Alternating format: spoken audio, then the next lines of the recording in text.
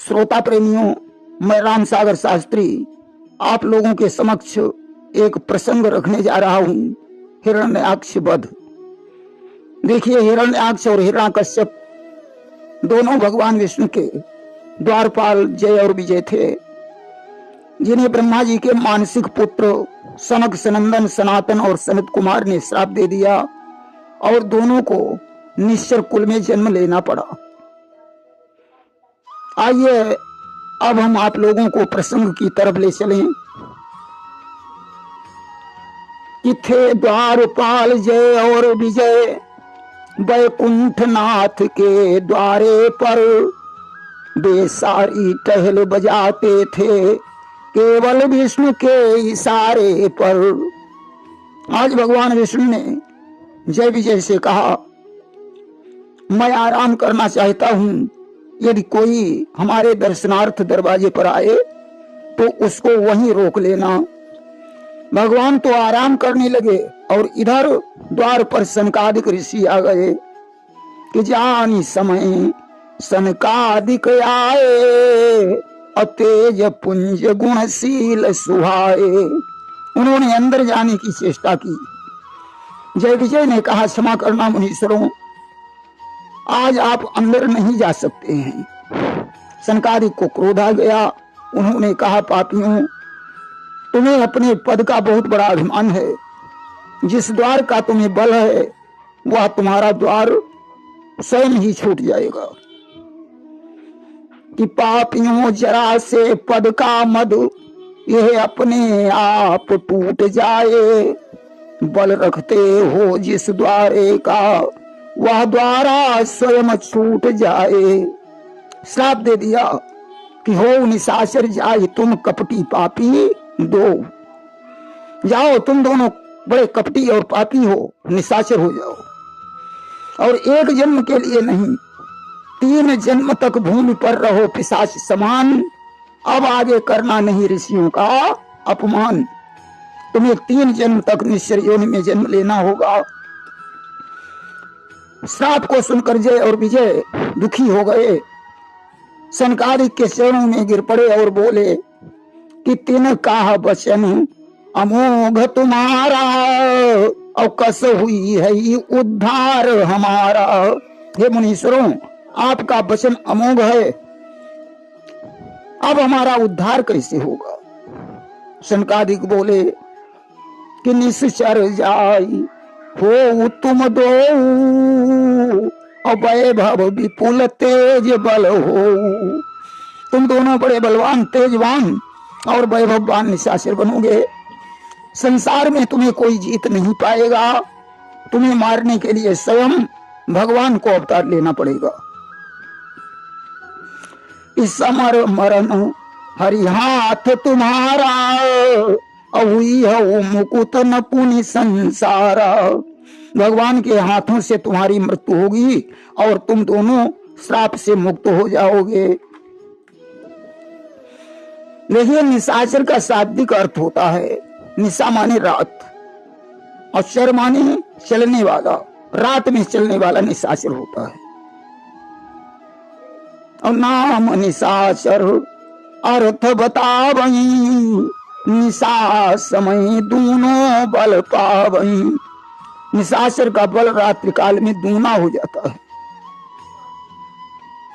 तुलसीदास जी ने लिखा कि मां नहीं मात, पिता नहीं देवा, और साधु न ते करवा वही सेवा।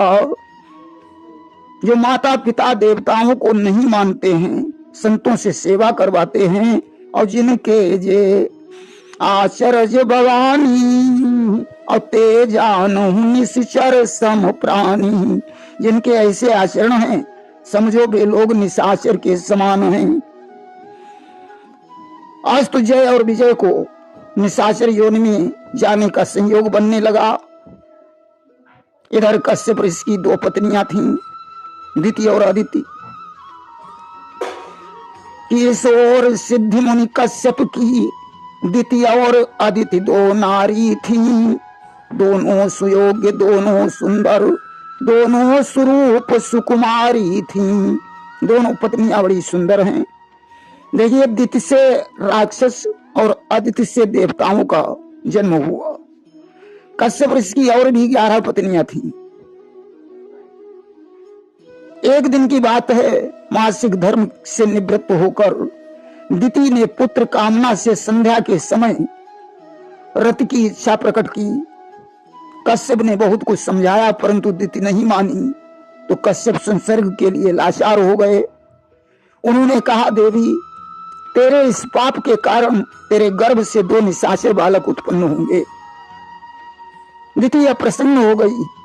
अप्रसन्नता जानकर कश्यप ने कहा कि तेरा एक पौत्र धर्मात्मा और ज्ञानी होगा, जिसका नाम लेने से संसारी जीव भवसागर से पार हो जाएंगे। कश्यप के वचन सुनकर दिति को कुछ शांति मिली।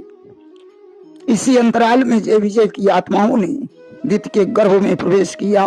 दिति गर्भवती हो गई। उसे अपने पति के वाक्यों के ऊपर विश्वास था कि मेरे राक्षस पुत्र उपद्रवी होंगे, इसलिए उसने पुत्रों को जल्दी जन्म नहीं दिया। पूरे 100 वर्ष बीत गए, तब उसने 2 जुड़वा पुत्रों को जन्म दिया। जैसे ही बच्चों ने जन्म लिया, स्वर्ग, पृथ्वी और अंतरिक्ष में अनेकों उत्पात होने लगे, जिनसे लोग भयभीत हो गए। पैदा होते ही दुष्टों के आंधी तूफान मचाने लगी। बिजली चमकी, आकाश हिला, एक महाप्रलय दर्शाने लगी। बड़ी जोर से तूफान आ गया, आकाश हिलने लगा। गांव में सियार और उल्लुओं के रोने की आवाज होने लगी। इस प्रकार आज हिरण्याक्ष और हिरण्याकश्यप का जन्म हुआ।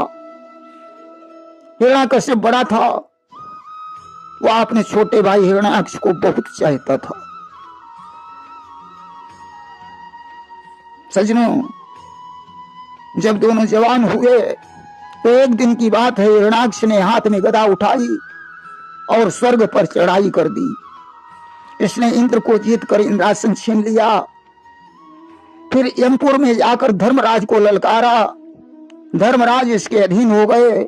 इसके बाद इसने कुबेर की अलकापुरी पर चढ़ाई की। कुबेर ने भी इसकी अधीनता को स्वीकार कर लिया। अब तो इसने वरुण लोक में जाकर वरुण देव को युद्ध के लिए ललकारा। वरुण ने कहा, मैं तो बूढ़ा हो चुका हूं, तुझे लड़ने वाला कोई न कोई मिल ही जाएगा।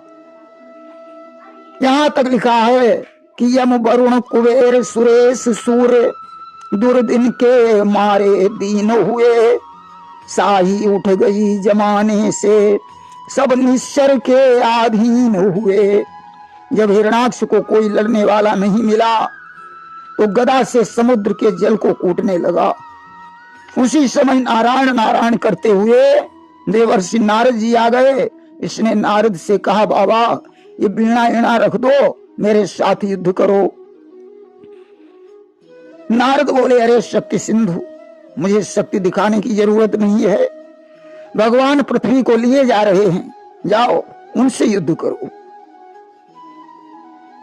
नारद बोले, ओ शक्ति सिंधु, यह शक्ति किसे दिखलाते हो? पृथ्वी हर लिए जा रहे हैं, तुम जल पर गदा चलाते हो। हिरण्याक्ष तो चाहता ही था कोई लड़ने वाला मिले। हिरण्याक्ष के हृदय में थी ऐसी ही चाह, जारो की भगवान की झट आगे से राह।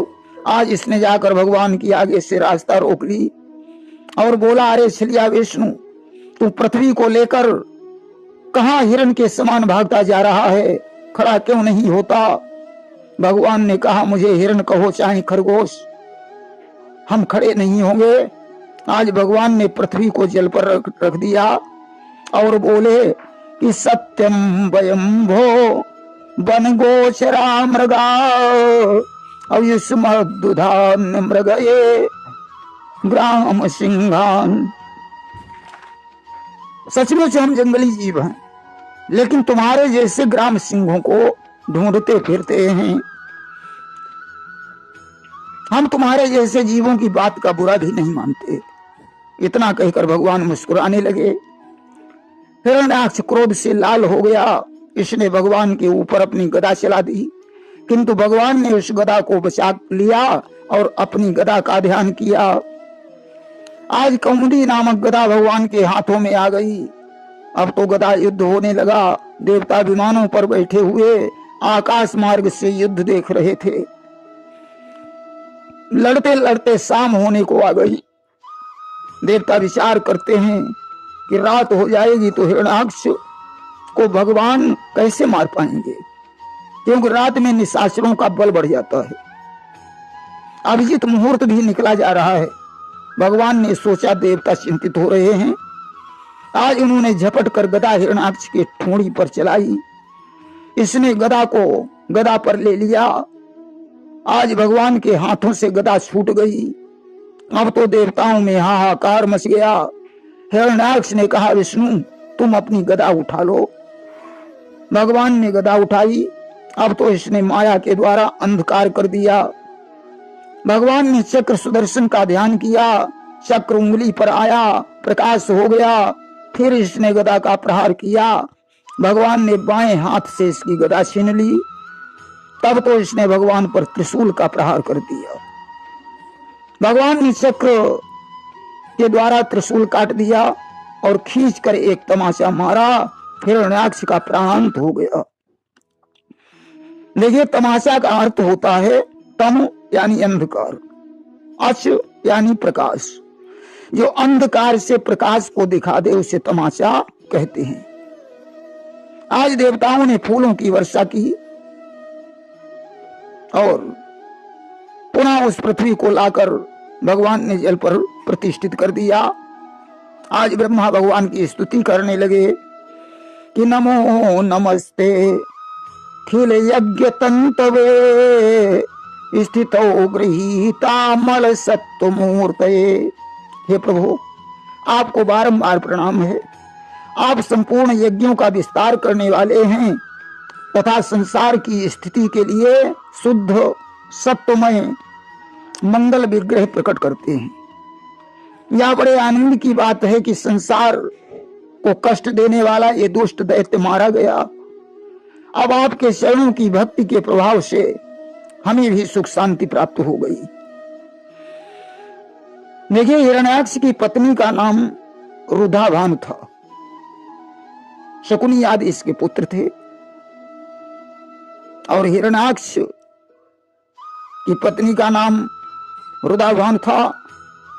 लेकिन हिरण्याकश्यप की पत्नी का नाम कयाधु था, जिसके प्रहलाद आदि 4 पुत्र थे। ये कथा आप लोग आगे सुनेंगे। प्रेम से बोलिए वृंदावन बिहारी लाल की जय।